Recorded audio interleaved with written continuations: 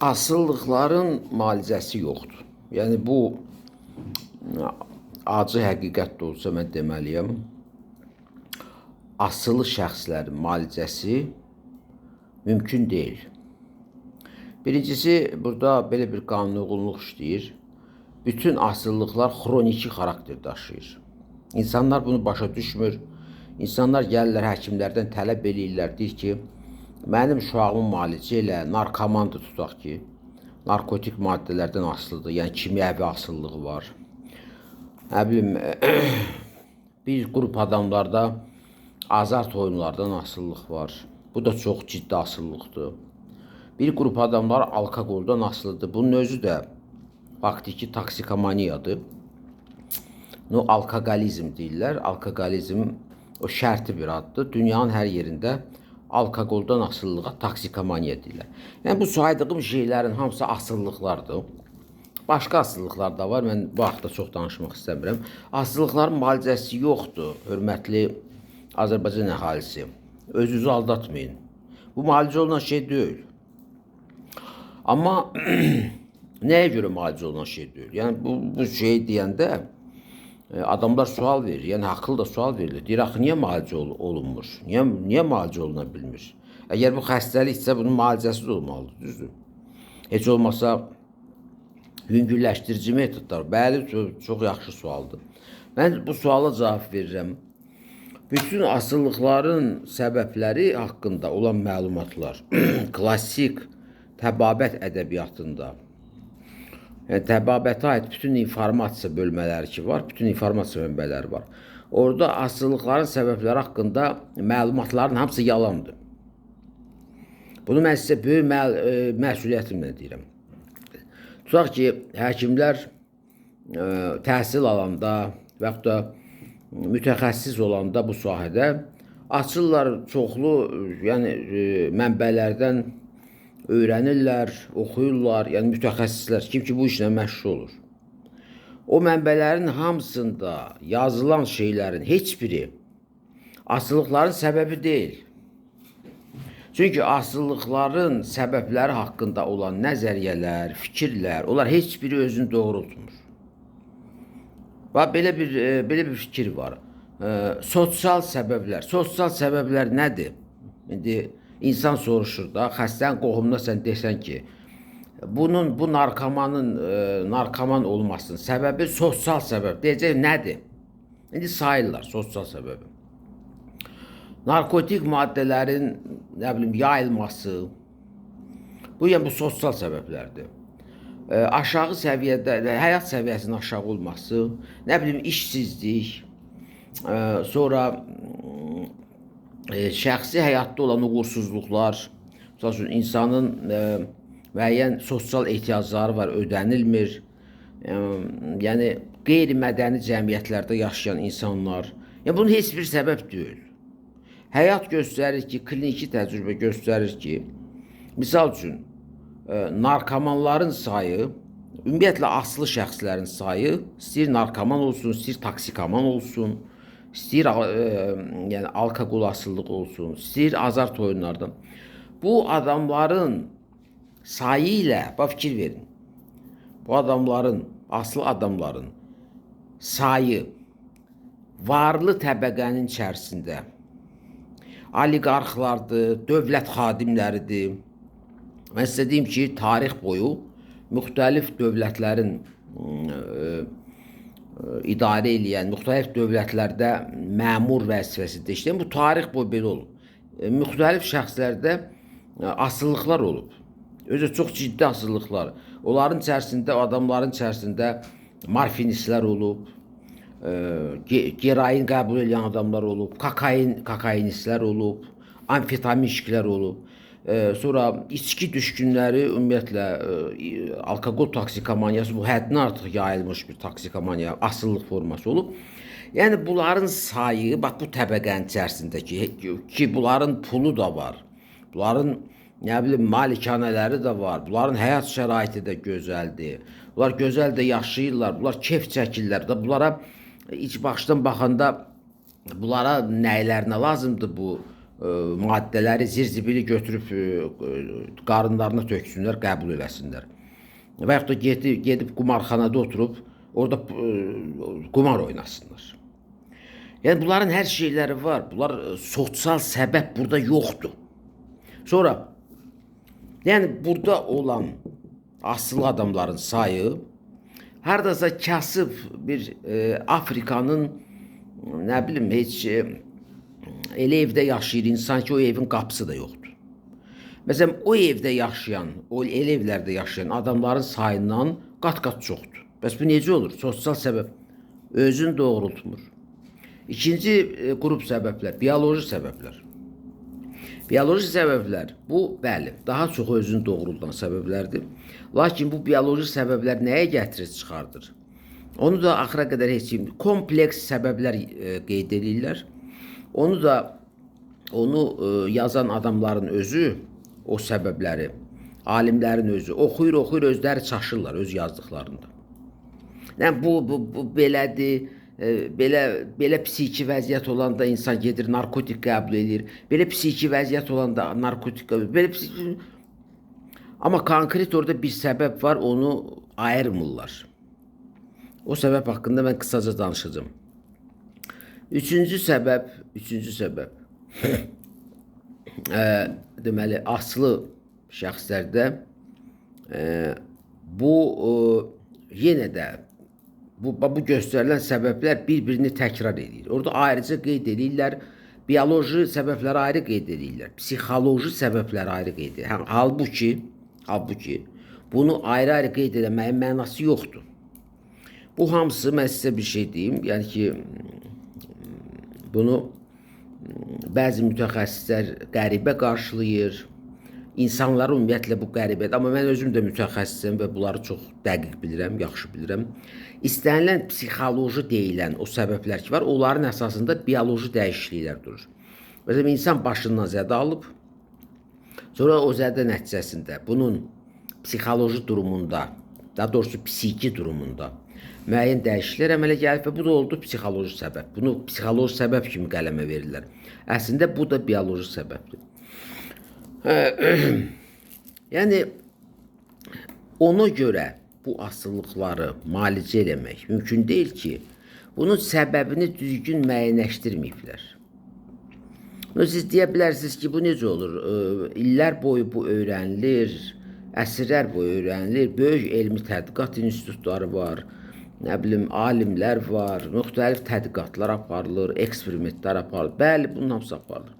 Lakin çox təəssüflə qeyd etməliyəm ki, asılılıqlar nəticəsində bədəndə yaranan biokimyəvi dəyişikliklər ki var, onlar stabilləşəndən sonra biz deyirik ki, bu adam asılıdır. Onların da stabilləşməyinin əsas bir simptomu var, bir əlaməti var ki, insanda abstinensiya baş verir.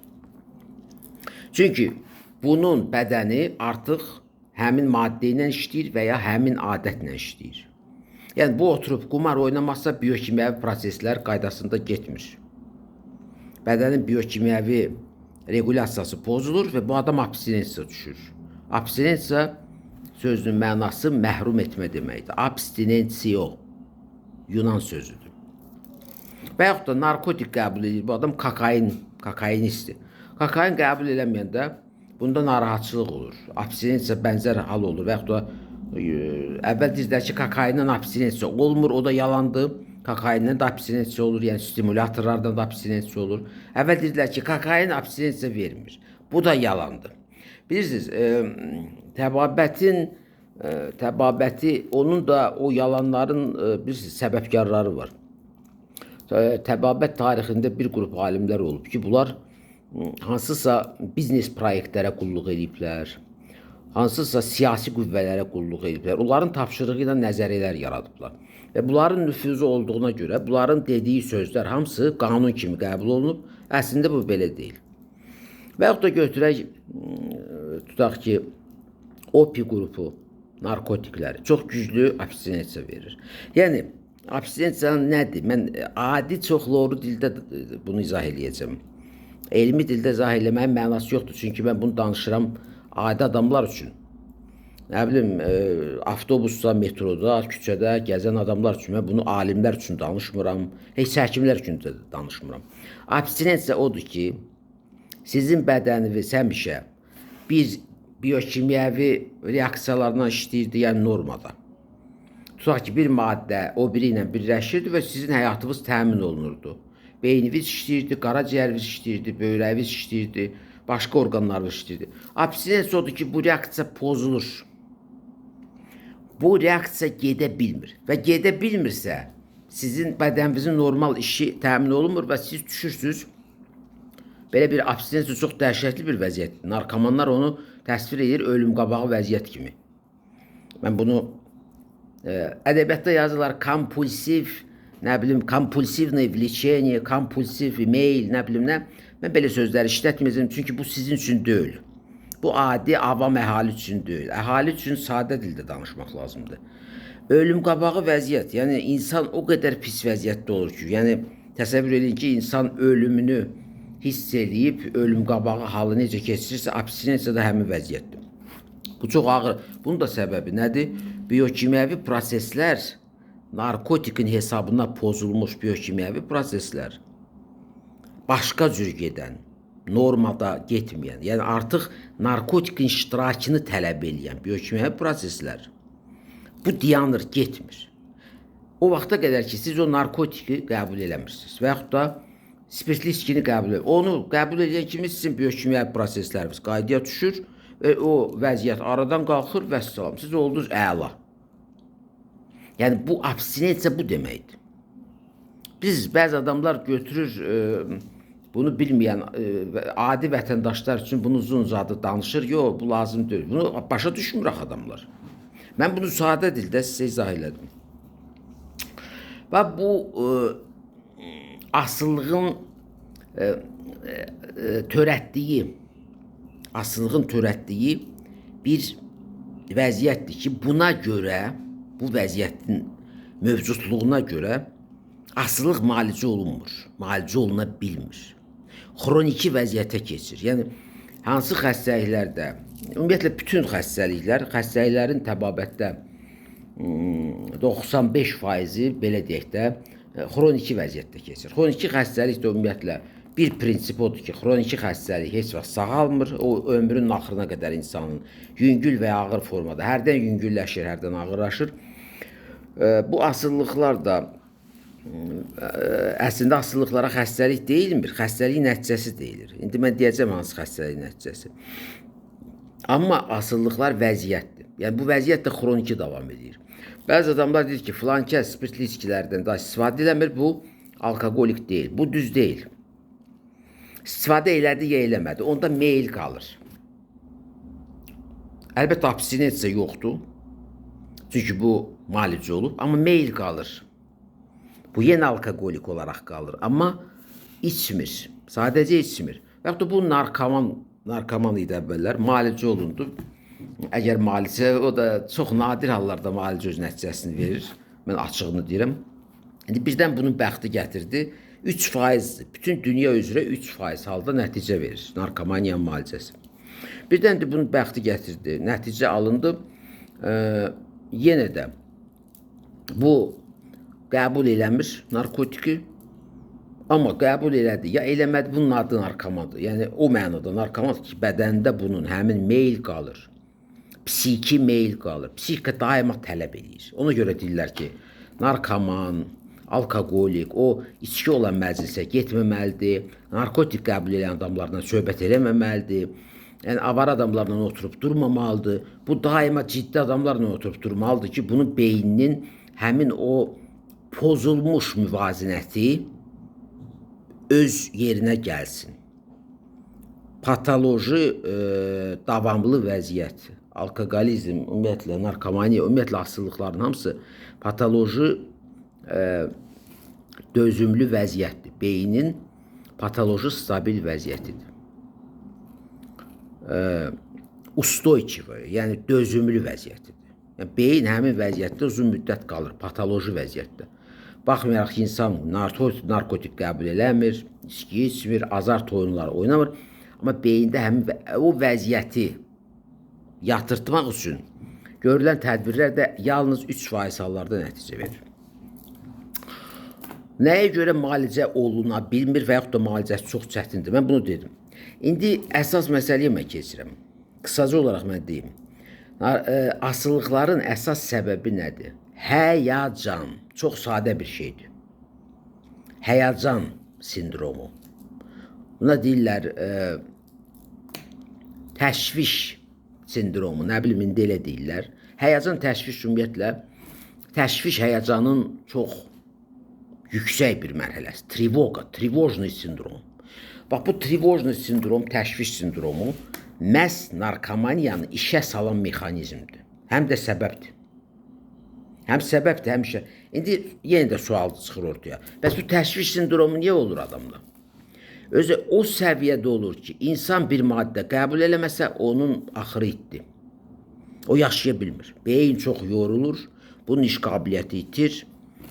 Fikir verin, bütün narkomaniyaya, asılılıqlara meyilli şəxslər, onlar iradəsiz adamlardır. Çünki təşviş iradəni öldürür. Onlar işləyə bilmirlər, deyir, yoruluram. Baba, fikir verin, bu adama ən yüngül iş tapşırırsan. Oturur, bütün gün oturur, nəsə edir. Deyir, yenə yoruldum.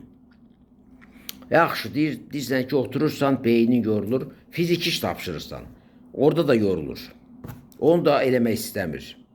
Çünki həyəcan, təşviş iradəni basır, söndürür. Bu adam heç bir işin ötəsindən gələ bilmir. Bu adam çevrilir yararsız bir həyat məhsuluna. Bəs bu həyəcan nədən əmələ gəlir? Demək, həyəcan insanın yan nəzəridir. Buna bokovoy zreniya deyirlər, həyəcana. Bilirsiniz niyə görə belə deyirlər? Həyəcan insanı düz baxmağa qoymur. Həyəcan insanı ümumiyyətlə yaşamağa qoymur. Məsəl üçün, Azərbaycan əhalisinin içərisində belə bir adət var. Cavan bir kişi ilə söhbət edirsən, deyir ki, məndə həmişə həyəcan var. Deyirsən, niyə? Sən nəyin həyəcanını keçirsən? Bu hələ nə narkomandır, nə alkoholikdir, nə ludamandır, nə azart oyunlardan məşğul olan adamdır. Deyir, mən işdə otururam, məndə həyəcan olur ki, birdən mənim arvadım başqa kişi ilə görüşər. Görürsünüz, bu nəyə göstərir? Və yaxud da mən otururam, birdən deyirəm ki, mənim biznesim dağılar. Yəni, həyəcan həmişə predmetsiz olur. Predmeti yoxdur həyəcanın.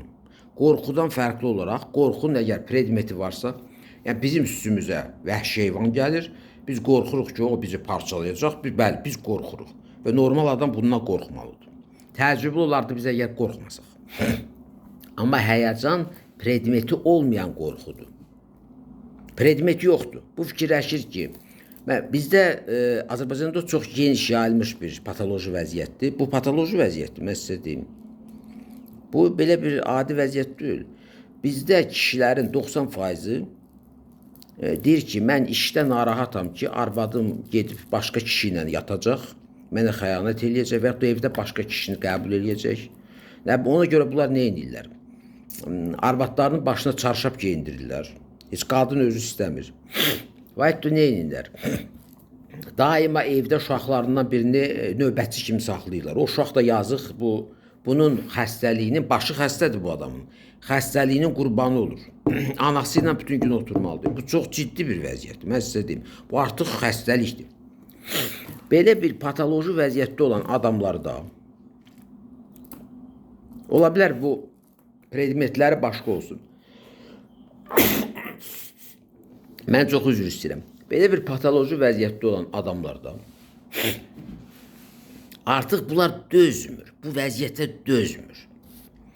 Bir şey də tuta bilmirlər, gəlir gör hər şey qaydasındadır. Nə bunun biznesi dağılır, nə arvadı buna xəyanət eləyir, nə heç bir şey yoxdur. Amma həyəcan davam eləyir, təşviş davam eləyir. Və təşviş artıq burada mövzu da var, fabula da var. Artıq bu keçə bilər sayıqlamaya. Təşviş sayıqlamanın başlanğıcıdır, yadınızda qalsın. Təşviş insanın yaddaşını kütləşdirir, insanın iradəsini öldürür, insanın iş qabiliyyətini tamamilə alır, insan çevrilir sosial cəhətdən yararsız bir məfhuma. Görürsünüz, içki düşkünü olan adamlar işləmək istəmirlər və yaxud da buna meyilli olan adamlar. Ona görə də bu nəticədir. Təşvişin də belə bir tutarlı təşviş sindromunun əsas səbəbi, yəni təşviş nəticə olaraq əmələ gəlir. Səbəbi nədir? İnsanda hər hansı gizlin keçən ruhi xəstəlik var. Ola bilər bu ruhi xəstəliyin səbəbi kəllə beyin zədələnməsi olsun, uşaqlıqda anadan olanda beynindən zədə alıb. Belə də olur. Avtomobil qəzasına düşüb beynindən zədə alıb. Və yaxud da sadəcə bunda ruhi xəstəlik yüngül formada keçir. Yəni bu öz işini görür, ora bura, yəni adi adamlara oxşayır, amma bunda gizlin bu xəstəlik gedir və bu xəstəliyin nəticəsi olaraq təşviş formalaşır. Təşvişin də nəticəsi olaraq narkotik maddələrdən asıllıq, spirtli içkilərdən asıllıq, yəni bu başlayır qəbul eləməyə, görür ki, təşviş yatdı, biraz da çox qəbul edir. Biraz da o mərhələdə ki, artıq mən bayaq dedim, bu narkotik maddə, psixoaktiv maddə biokimyəvi proseslərə qoşulur və biokimyəvi prosesləri təmin edən bir komponentə çevrilir. Orada artıq bu adamın evi yıxıldı. Bunun onsuz da bu ruhi xəstə idi. Təşviş yaranmışdı və bu təşviş söndürmək üçün getdi, psixoaktiv maddə qəbul edir və üstəlik oldu asılı bir şəxs. Amma bu asıllıq nədir? Nəticə. Asıllıq həmişə nəticədir, bu xəstəlik deyil. Və narkologiya adında, mən bu vaxtda çox danışmışam, narkologiya adında belə bir bölmə yoxdur. Bu uydurma bir bölmədir. Bunu 1972, 73, 70-ci illərdə Sovet İttifaqında Brejnev adında belə bir Sovet İttifaqının rəhbəri var idi. SSR Komünist Partiyasının birinci katibi, SSR Ali Sovetinin sədri. Brejnev o vaxt, yəni Brejnev də bunu pis mənada eləməyib. Sadəcə olaraq istəyib ki, SSR ərazisində olan bu spirtli içkilərdən asıllıqla mübarizə aparsın bu yolla. Bilirsiniz ki, xüsusən də RSFSR ərazisində, elə SSR-in hər yerində bu alkoqolizm deyilən məsələ həddindən artıq aktual idi. Elə indi də aktualdır. Həmin regionlarda bizdə də narkomaniya aktualdır. İndi həmin regionlarda spirtli içkilər aktualdır. Rusiya, nə bilim, başqa Orta Slavyan respublikaları, tutaq ki, Moldova, nə bilim, Pribaltika filan beşməkan. Amma bizdə Şərq respublikalarında, Zakafqaziya respublikalarında əsas problem narkotik problemidir. Yəni Brejnev o vaxt narkotik demək olar ki, yox idi. Çıx, 1000 adamdan, nə bilim, 10 nəfər siz narkoman tapardınız, 1000 adi adamdan. Bu kobud bir yəni hesablamaya görə. Amma hamı içki içirdi. Hamı da olmasa əksəriyyət əhali içki içirdi. O vaxt belə bir adət var idi, insanlar gəlir, hamı işləyirdi, hamının iş yeri var idi. İş də, yəni hamı belə güclü işləyirdi, heç kimi başdan sovdu işləməyə qoymurdular. İşdən gələn, xüsusən də zavodlarda, fabriklərdə işləyən mühəndislər, fəhlələr, işdən gələn kimi 100, o belə bir söz var, deyir 100 vuraq. 100 vururdular, biraz televizora baxırdılar, yemək yeyirdilər, yatırdılar, səhər yenə işə gedirdilər, axşam yenə 100 vururdular. Yəni bu cür qaydada artıq alkoqolizm formalaşırdı. Və Brejnev o vaxt görür ki, bu artıq elə bir səviyyə gəlib çatıb ki, işləməyə adam yoxdur, hamı alkaşdır. Başa düşürsünüz? Bu yığır bütün SSR-nin baş mütəxəssislərini, alimləri, psixiatriya sahəsində, o vaxt narkologiya olmayıb, hələ Brejnev onu eləyəndə. Deyir, biz bu məsələdən çıxış yolu tapmalıyıq və o vaxt SSR-nin baş narkologu təklif edir ki, belə bir bölmə ayıraq psixiatriyadan, bunun adını qoyaq narkologiya və başlayaq alkoqolizmlə mübarizə aparmağa. Yəni, psixiatrların böyük bir hissəsini ayıraq eləyək narkoloq, yəni psixiatr olaraq onlar qalırlar, ona görə yazılır. Ona görə mən həmişə deyirəm, ayrıca narkoloq ixtisası yoxdur. O vaxtdan başlayıblar yazmağa, psixiatr defis narkoloq. Onu da o adamlara yazıblar ki, o adam psixiatr olaraq qalır, amma narkologiyadan daha çox məşğuldur. Yəni bu dəstə həkimləri ayrılırlar, narkoloji dispanserlər yaradırlar, narkoloji xəstəxanalar yaradırlar. O vaxta qədər bütün alkoqoliklər, narkomanlar müalicə olunurdu ümumi psixiatrik xəstəxanalarda. Bunları ayrılırlar, narkoloji xidmət yaradırlar. Bu böyük bir iş idi. Bunu Brejnevin yəni təşkilatçılığı ilə bu, amma bu çox az nəticə verdi. Əlbəttə nəticə oldu. Yəni qat-qat azaldı. Yəni ki, bu məsələ xüsusən də müalicə, əmək profilaktoriyaları yaradıldı. Bu da çox kömək elədi həmin məsələnin azalmasına. Amma yenə də mən qeyd elədim, bu məsələni axıra qədər aradan qaldırmaq heç bir ölkədə mümkün olmayıb. Hətta Sovet dövləti kimi çox gözəl, çox insanlara hər şey verirdi. Pulsuz ev, pulsuz təhsil, pulsuz tibbi xidmət. Hətta elə bir ölkədə bunu aradan qaldırmaq mümkün olmadı. Həyəcan. Yəni, yenə də mən qeyd edirəm.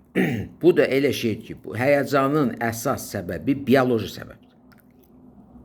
Həyəcan nəticəsində asıllıq yaranır. Asıllıq xəstəlik deyil, asıllıq həmin o həyəcanla müşayiət olunan hər hansı psixi pozğunluğun nəticəsidir.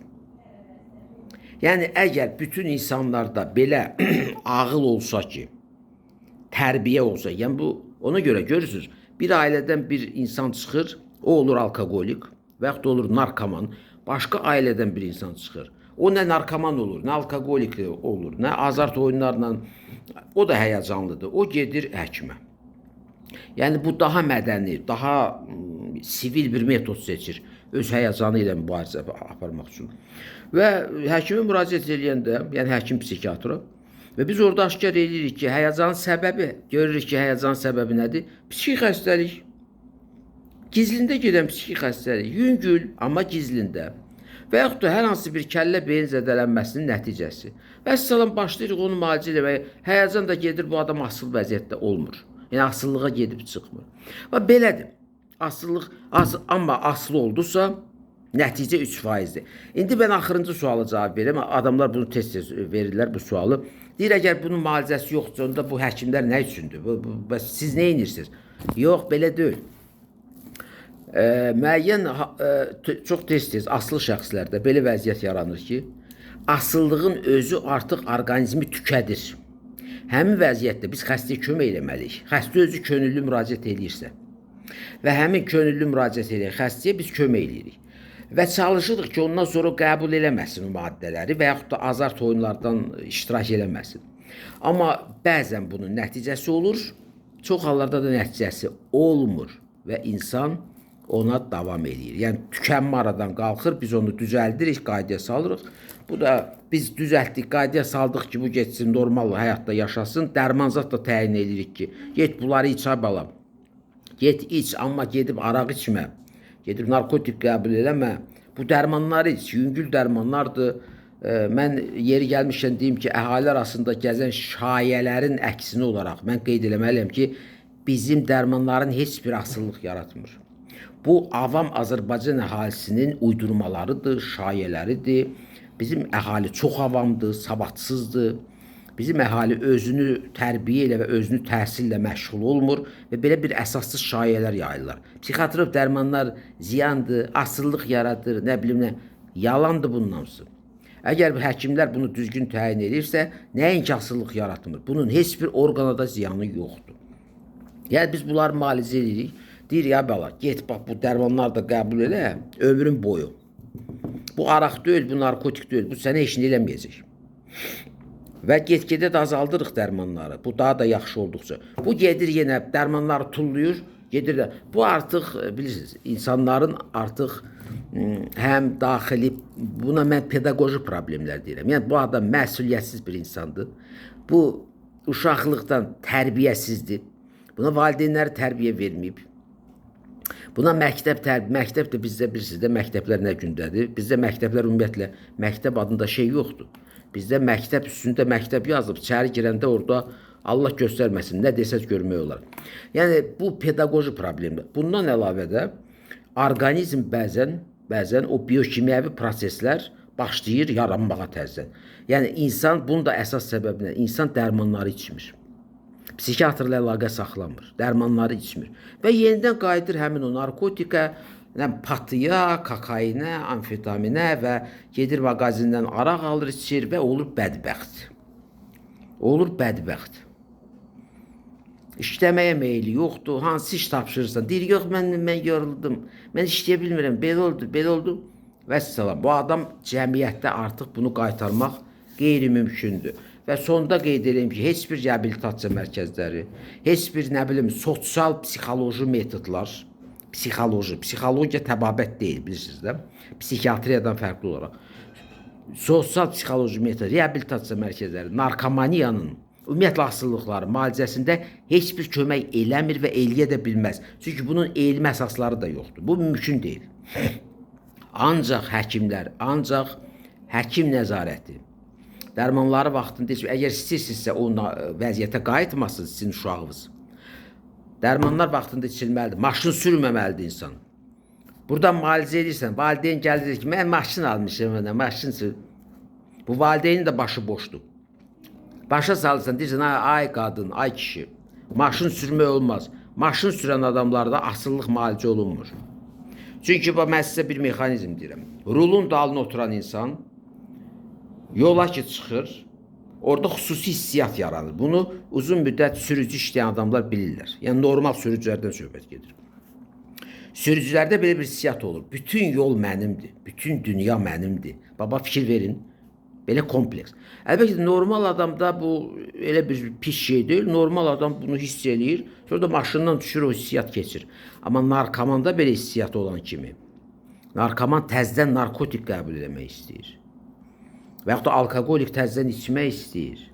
Ümumiyyətlə, asılı şəxslərə istənilən güclü qıcıq oyadıcı təsir göstərir və onlar oyanaraq həmin ya psixoaktiv maddənin qəbulunu bərpa edirlər, ya da gedib yenə azart oyunlar oynayırlar, başqa asılılıqlardan əziyyət çəkirlərsə gedib onları bərpa edirlər.